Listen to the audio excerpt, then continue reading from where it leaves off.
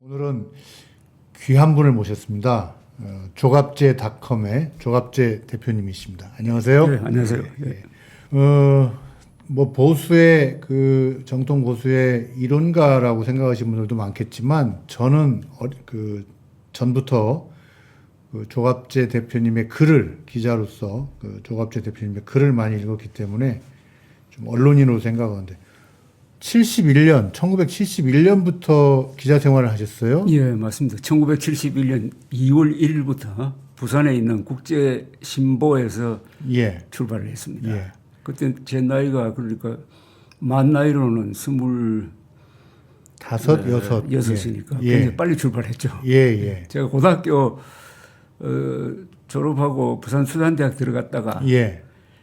2년 다니고 그다음에 공군에 입대를 했어요. 예, 예. 그러다가 그 김신조가 내려오는 바람에 그렇죠, 복무기간이 그때. 연장이 돼서 예. 3년 4개월을 했습니다. 와, 지금 군인 가는 걸로 치면 2배네요. 그런데 복학을 하려니까 시간이 비더라고. 예. 아까워서 그냥 찾아보니까 고등학교 졸업해도 들어갈 수 있는 신문사가 예. 전국에 몇 개가 있었어요. 예, 한국일보도 있었고 제가 있는 부산에 국제신보가 예. 괜찮아요. 학력을 별로 안 따지고. 예, 예. 그래서 수습 시험 쳐가지고 들어가서 기자 생활 빨리 했습니다. 예. 그 얘기 나온 김에 좀 예. 그러니까 지금 수산대학 중퇴로 기자 생활 그렇습니다. 하시고 조선일보에서도 아주 활동을 많이 하셨는데 사실 70년대까지만 해도 그렇죠. 이를테면 제 기억에 중앙일보에서 국제관계 대기자를 하신 김영희 선생님도 예.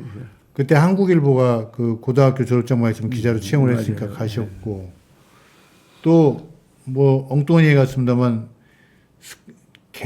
진짜 기자분들 가운데는 스카이 출신이 아닌 분들이 많습니다. 여러분이 좋아하는 한겨레신문의 초대 사장 임재경 그 기자 또 누구나 다 존경하는 이영희 선생도 그 해양대 출신이죠, 두 분은. 맞아요. 예, 참 이런 얘기부터 좀 하려고 합니다.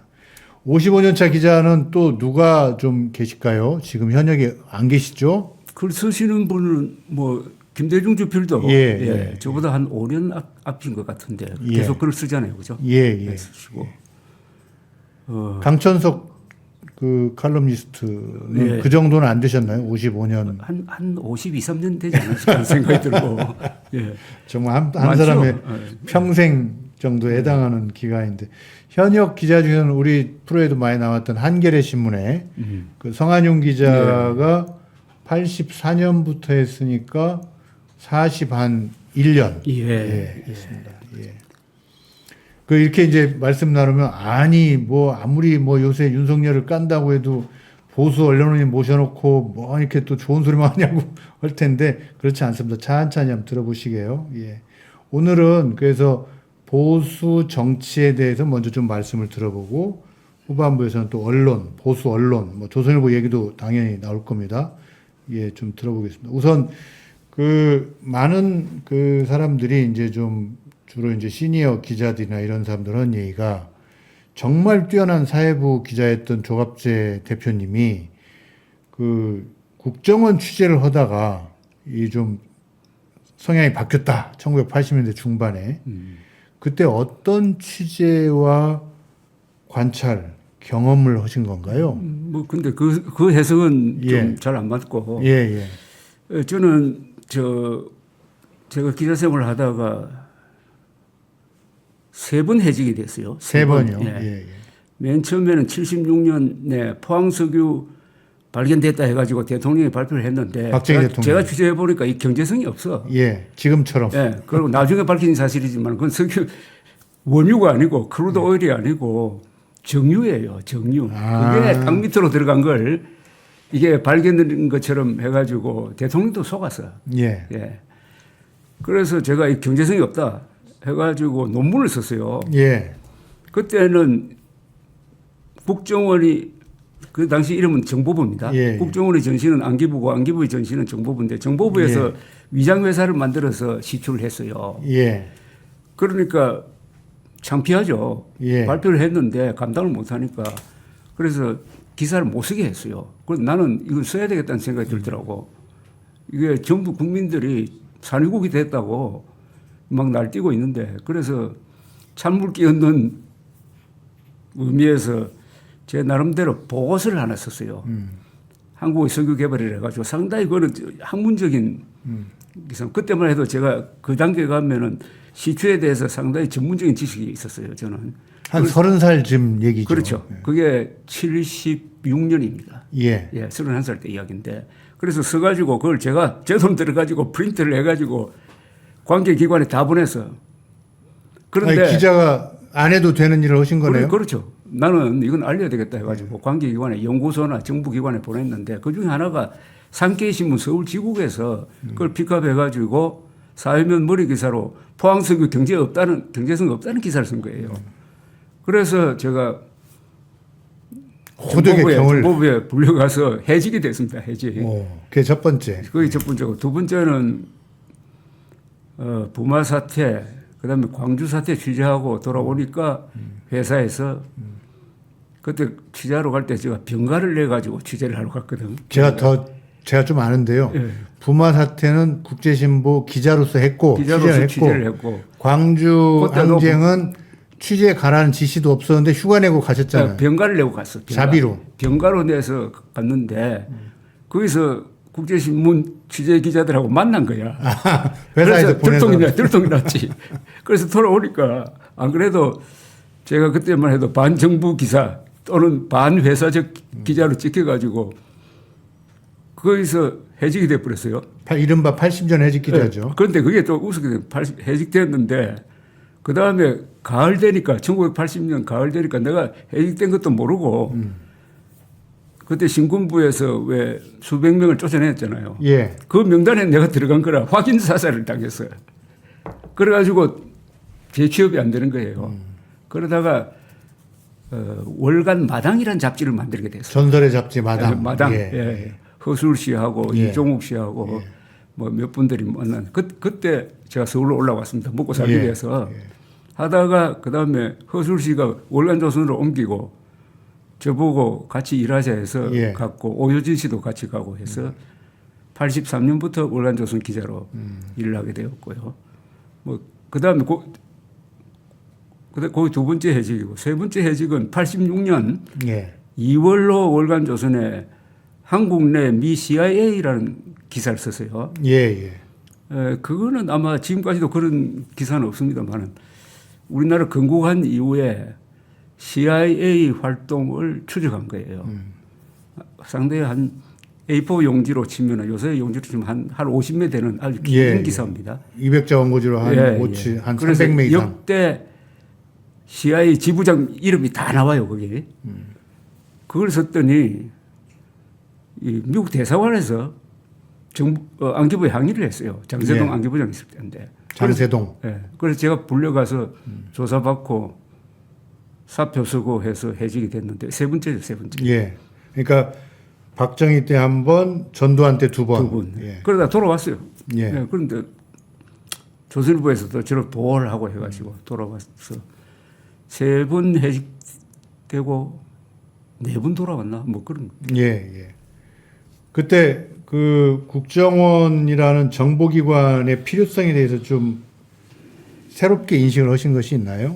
그래서 이제 정보부와 그런 인연을 맺었습니다. 예. 그죠? 악연이죠, 별로 어떻게 보면. 악연을 맺었는데 맺고 보니까 그쪽 사람들하고 많이 알게 되고 또 그 사람들의 고충도 제가 이해를 하게 되고 이게 조사를 받으면서 제가 CIA 한국 내 CIA의 구조라든지 뭐 거의 전화번호까지 다 나옵니다. 그것까지 했는데 저를 조사하던 사람이 아니 이렇게 서면은 북한은 가만히 앉아가지고 좋은 정보 다 얻는 것 아니냐 이런 식으로 이야기를 하더라고요. 제가 기자는 특종을 노리는 거지 그것까지 별로 고려하지 않잖아요. 안보 문제까지. 그렇게 이야기하니까 저도 상당히 느끼는 바가 있었습니다. 그러니까 그걸 통해서 저쪽 시각도 알게 되고 서로 이해하는 입장이 되었죠. 그러다가 이제 87년을 계기로 해가지고 민주화가 되니까 비로소 국가안전기획부에 대해서 기사를 쓸 수 있게 되었어요. 그동안 맨날 기자들은 정보부라든지 안기부에게 좀 쫓기는 입장이었잖아요. 그 보도자료나 주는 것을 그렇죠. 그랬죠. 의리였지. 예. 정보부가 갑이고. 그런데 민주화가 되니까 우리가 갑이, 언론이 갑이 되는 순간이었어요. 그러니까 이제는 안기부에 대해서 취재를 하게 됐어요. 안기부에 대한 취재는 제가 뭐 우리나라 기자들 중에서 제일 많은 경험을 갖고 있으니까 예. 그때부터 이제 안기부를 취재 대상으로 안기부를 취재 대상으로 삼은 최초의 기자일 겁니다. 예, 예. 그전에는 주는 기사만 공급했습니다. 예, 예. 그러다 보니까 자연히 다른 사람들이 모르는 기사를 쓰게 되고 예컨대 뭐 김현희 단독 인터뷰도 하고 예. 그것은 물론 안기부에서 편의를 봐준 거죠. 87년 그 대한항공기. 네, 그리고 87년 11월 29일에 있었던 그 사건을 인터뷰한 거는 아마 89년인데 예. 그때 이제 재판받고 있을 때인데 그래서 안기부 국정원 관련 글을 많이 쓰니까 많은 사람들은 곡해를 하기를 협조적 관계다. 예. 뭐 이런 식으로 예. 생각하더라고요. 그 한국 내 미 CIA 활동에 대해서 300매짜리 기사를 쓴 거는 지금도 진보라는 매체에서도 그 비슷한 보도는 제가 본 적이 없습니다. 네, 그거는 뭐 제가 좀 자랑할 만한데 한 두 달 안 걸렸거든요. 그 집중적으로 쓰고 물론 저 좋은 취재원을 가졌죠.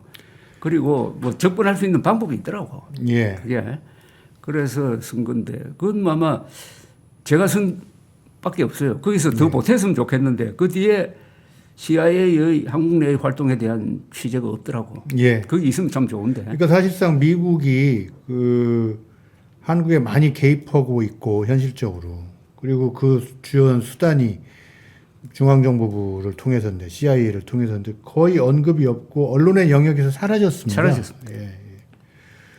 그 뭐 중앙정보부 책 쓰셨다니까 저희가 또 공교롭게 그 관련 책을 좀 몇 권 냈죠. 남산의 부장들도 저희가 여기서 냈고, 냈군요. 예. 예, 예. 김충식 기자가 쓴 거, 그 다음에 그 시사저널에 오래 있던 김당 기자가 쓴 국정원 저 시크릿 파일도 저희한테 그것이 나오고, 있군요. 예. 선생님 책까지 하나 더 내면 좋겠습니다. 그래서 그 공인으로서의 박정희, 그러니까 조갑재 대표님 하면 또 박정희 전 대통령에 대해서 12권짜리인가요? 13권짜리. 13권짜리 전기를 네. 내셨고 상당히 많이 팔린 베스트셀러 뭐 좀 많이 팔렸어요. 예, 저자이시고. 스테디 베스트셀러기보다는 스테디셀러. 제가 국내 최고의 박정희 전문가다 하는데 그 박정희 대통령에 관심을 갖게 된 계기는 또 어떤 게 있었나요? 박정희라는 이름을 제일 먼저 안 거는 1960년 4월 4.19가 나오고서 비상계엄령이 펴졌거든요. 예. 그때 저는 중학생이었습니다. 부산지구계엄사령관이 박정희 소장이었다고. 예, 예. 군수기지 사령관. 육관구 사령관인가? 군수기지 군수기지 사령관. 사령관. 네. 그래서 박정희라는 이름을 예, 최초로 예. 제가 알게 되었고 그다음에 61년 예. 5월 16일 새벽 저는 중학교 3학년인데 라디오를 딱 들었더니까 혁명 공약 발표가 그 나오더라고요. 박아무개 아나운서의 그 발표를 박종세 직접 들으셨습니까? 직접 들었어요. 리얼타임 들었어요. 생방송으로. 예.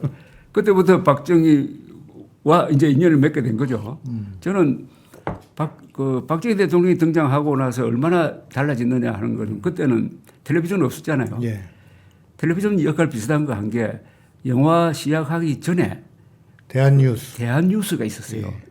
그때 이제 홍보 거기 보니까 박정희라는 자그마한 사람이 와가지고 군 작업복 딱 입고 지휘봉 들고 끼고. 걸어가는데 얼마나 걸음이 빠른지 그걸 통해서 80대 이승만 대통령 시절이 끝나고 40대 지도자가 나타나서 진두 지휘하는 게 딱 느껴지더라고. 세대 교체가 느껴지죠. 그때 유행했던 노래가 어제 돌아가신 한명숙 씨가 부른 예. 노란 샤스 입은 사나이. 예, 예. 노란 샤스 입은 사나이는 굉장히 밝거든요. 경쾌합니다. 과거에 우리 노래하고 좀 달라요. 바로 고복수 뭐 이런 노래하고 그렇죠. 좀 다르죠. 61년부터 재건 아닙니까? 그때의 그 풍경을 생각하면 꼭 이 노란 샤스 입은 사나이가 생각나. 그 시대성을 배경하는. 그래서 저는 고등학교 들어가서부터 박정희 팬이 됐어요. 그 다음에 김종필 씨. 젊은 장교가 아주 잘생긴 스마트하게 생긴 젊은 장교가 나와가지고 30대 중앙정보부장을 겸하면서 나중에는 공화당 의장 공화당도 만들고 그다음에 한일 국교 정상화를 이분이 예. 주도하니까 40대, 30대 두 지도자 48, 38 그랬을 겁니다. 인간적으로 심취를 하게 됐어요. 인간적으로. 그 뭐 두 분 다 돌아가실 때까지 저는 그때 그 인상대로 박정희, 김종필 참 좋아하게 되었는데 뭐 박정희 대통령 때문에 신문사에 쫓겨나간 거는 변론을 하고 예. 자, 그 다음에 제가 전기를 쓰게 된 거는 또는 박정희를 많이 다루게 된 거는 1980년대 가면은 이 잡지에서 지나간 정치 비화를 많이 다루게 됩니다. 예. 신동아와 월간조선이 예, 그거 가지고 경쟁을 해요. 예. 하니까 많이 팔리는 거라. 제가 기억하는데 85년쯤 해서 신동아와 월간조선의 광주 항쟁 뭐 그것도 비화가 솔직히 뭘 처음으로 수십만 부 길게 공개되면서 한 30만 부씩 맞아요. 팔렸습니다. 30만 부 나중에 40만 부까지 예, 갑니다. 예. 그 비화를 다루다가 보니까 박정희 대통령에 대해서 쓰게 되고 대부분의 기사가 박정희 시절의 비화라. 그래서 그러다가 제가 1984년 여름으로 기억되는데 국립현충원에 갔어요. 그때 예. 국립묘지인데 박정희 대통령 묘소를 한번 찾아가 봤습니다. 저는 그때만 해도 박정희 격하운동 비슷한 게 있을 때라서 아무도 찾아오지 않을 거라고 했는데 가보니까 막 시골에서 올라온 사람들이 참배한다고 줄을 서 있더라고요. 저는 그 줄 설 마음은 안 되고 그 맞은편에 가서 서 있는 사람들 얼굴을 봐보니까 얼굴 새까맣게 탄 농민들인데 그렇게 표정이 뭐라 그럴까 감사의 표정이에요. 아 이분 덕분에 우리가 이렇게 살고 있구나 하는 게 얼굴에 그 서민들 농민들 얼굴에 남아 있더라고요. 예. 그게 굉장히 인상적이었습니다. 그게 뭐 계기가 됐다고는 볼 수 없지만 그 뒤부터 하여튼 내가 박정희 전기를 한번 써야 되겠다는 생각을 가지고 있다가 뭐 우여곡절 끝에 예. 그걸 쓰게 되었습니다. 그 등소평이 그랬던가요? 그 모택동에 대해서 07과삼이다 그렇죠. 이렇게 했는데 조 대표님이 보실 때 박정희 대통령은 공과 과를 나눈다면 어느 정도 되나요? 뭐 9대 1이죠. 9대 1. 그러니까 박정희라는 분은 어떤 분이냐면은 18년 동안 집권했잖아요. 그죠? 예. 최단기간에 예. 최악의 조건에서 최소한의 희생으로 최대의 업적을 남긴 사람입니다. 예. 예. 쉽게 말하면은 박정희 대통령은 정치적 암살을 한 사람도 하지 않았어요. 예. 뭐 아니 김대중 납치 사건. 그 암살 안 했잖아요. 예. 그건 또 김대중 납치 사건은 박정희 대통령이 지시한 게 아니라 이우락 씨가 자발적으로 한 거고. 그래서 이 정도의 큰 변화를 가져오는 데는 다른 나라 같으면은 몇십만 명이 죽어요. 예. 몇십만 명이 죽어도 이런 정도 발전을 못 해요. 그런데 철권 통치를 하기는 했지만은 이분이 기본적으로 따뜻한 마음을 가진 교양인입니다. 그리고 교사의 성품을 가지고 있어요. 그런 점에서 저는 박정희 예. 대통령이야말로 예.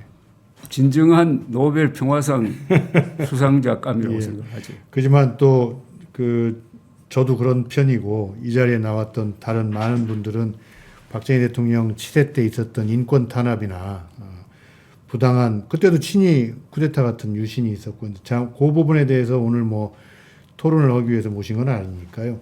박정희 대통령에 대한 언급은 두 가지 하나만 여쭤보겠습니다. 그래서 지금 만일 단독 인터뷰를 하게 되신다. 그러면 여쭤보고 싶은 질문 두 가지만 한번 들어보겠습니다. 제일 중요한 박정희의 실정이지. 실정은 뭐냐면은 예. 한글 전용입니다. 왜 한글 전용을 했습니까? 이렇게 묻겠어요. 예, 예. 언어가 얼마나 중요한지 예. 모르신 것 아닙니까? 예. 한국어는 70%가 한자로 표기되어야 하고 30%는 한글로 표기되어야 하는데 70%의 한자어를 한글로 표기하면서 한국어가 지금 망가졌습니다. 대통령께서 잘못해가지고 예. 그래가지고 지금 우리 국민의 교양 수준이 떨어지고 여기서 정치, 문화, 언론 모든 부분에서 수준이 떨어졌습니다. 이거 회복하려면 100년 걸립니다. 나 이렇게 묻고 싶어요. 오늘날 포퓰리즘의 뿌리가 한글 전용에 있다는 말씀 같습니다. 이거는 심각하죠. 이건 뭐 저 출판하시니까 잘 아시겠지만은 저는 언론인으로서 공동 책임이 있습니다. 한국어는 한자와 한글을 같이 써야 되는데 혼용을 해야 되는데 예, 예. 한글 전용으로 감으로써 예. 여러 가지 문제가 지금 일어나고 있어요. 예. 뭐 그걸 제일 먼저 묻고 싶고, 그다음 두 번째는 박정희 대통령은 자신의 정치 철학을 이어갈 정당을 만들지 못했어요. 그게 유신 정우회라는 게 있기는 있었는데 예. 이게 그냥 임명하는 것이었거든. 이게 뿌리가 없어요. 그러니까 본인이 돌아가시니까 박정희 정신이 끊어져 버렸어요. 일종의 그 저 2세 출산에 실패한 거죠. 그렇죠. 박정희 제일 이 대표 예를 든다면 드골 같은 드골리즘은 살아가지고 그 뒤에 지금까지도 공화국 프랑스의 연합인가? 예. 주류 정치 세력인데 박정희 대통령은 후계 정치 세력을 키우는데 실패했어요. 만일 11.6이 없었으면 성공했을까요? 11.6이 없었으면 박정희 대통령은 조금 더 나쁜 상황에서 끝나지 않았을까 생각이 듭니다. 저는. 국민들이 많이 다쳤을 것 같습니다. 그러고 아마 적기에 돌아가신 분이라고 생각합니다. 적기에. 그 오늘로 좀 돌아와서 대통령 윤석열 이런 생각을 가지신 분이 윤석열에 대해서는 아주 좀 엄밀하게 평가를 하십니다. 그